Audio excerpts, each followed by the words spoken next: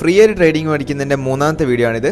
അപ്പം എന്താണ് actually trading എന്ന് പറഞ്ഞാൽ? ട്രേഡിംഗ് എന്ന് പറഞ്ഞാൽ ഒരു സാധനം വാങ്ങി വിൽക്കുന്നതിനാണ് ട്രേഡിംഗ് എന്ന് പറയുന്നത്.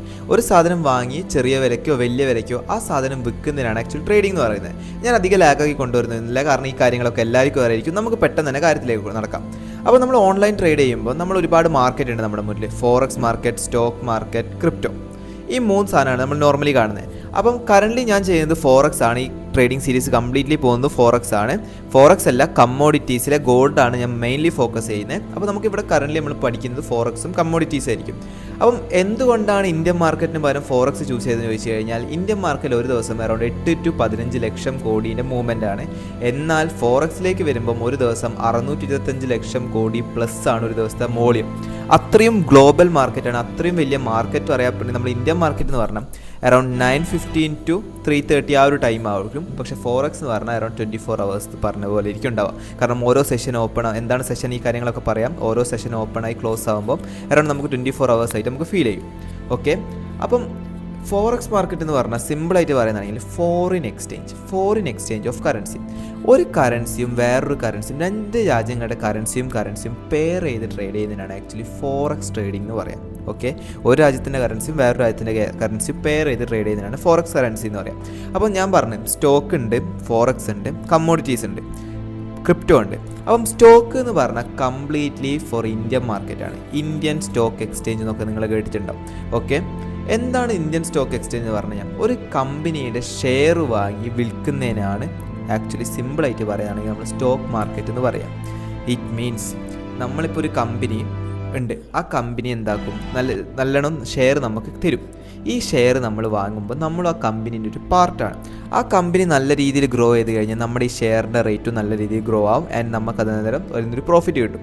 കമ്പനി നല്ല രീതിയിൽ ലോസിലേക്ക് പോയി കഴിഞ്ഞാൽ നമ്മുടെ ഷെയറിനും പൈസ പോലെ നമുക്ക് ലോസ് വരും. ഇതാണ് actually stock market, share market എന്ന് പറയാം. പക്ഷേ അതിൽ തന്നെ നമുക്ക് 3 രീതിയിൽ ട്രേഡ് ചെയ്യാം. ഒന്ന് ഇൻട്രാഡേ, ഒന്ന് സ്വിംഗ് ട്രേഡ്, ഒന്ന് ലോങ് ടേം ഇൻവെസ്റ്റ്മെൻറ്റ്. അപ്പം എന്താണ് actually intraday, swing trade, long term investment എന്ന് നിങ്ങൾക്ക് അറിയോ? ഇൻട്രാഡേ എന്ന് പറഞ്ഞാൽ ഇന്ന് വാങ്ങി ഇന്ന് തന്നെ വിൽക്കുന്ന പരിപാടിയാണ് ഇൻട്രാഡേ എന്ന് പറയാം. ഇന്ന് വാങ്ങി ഒരു ചെറിയ ടൈം പീരീഡിൽ ഹോൾഡ് ചെയ്തിട്ട് വിൽക്കുന്നതിനാണ് സ്വിംഗ് ട്രേഡിംഗ് എന്ന് പറയാം. ഇന്ന് വാങ്ങി നെക്സ്റ്റ് ഒരു 5-6 ഇയേഴ്സിലേക്ക് ഹോൾഡ് ചെയ്യുന്നതിനാണ് ആക്ച്വലി ലോങ് ടേം ഇൻവെസ്റ്റ്മെൻറ്റ് എന്ന് പറയാം.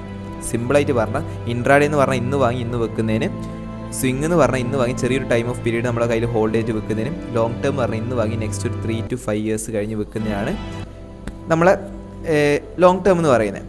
അപ്പം ഇന്ന് വാങ്ങി ഇന്ന് വെക്കുക. എങ്ങനെയാണ് ഒരു കമ്പനി അത്രയും മൂവ്മെൻറ്റ് ഇന്ന് നിൽക്കും? അവിടെയാണ് നിഫ്റ്റി 50 എന്ന് പറയാം.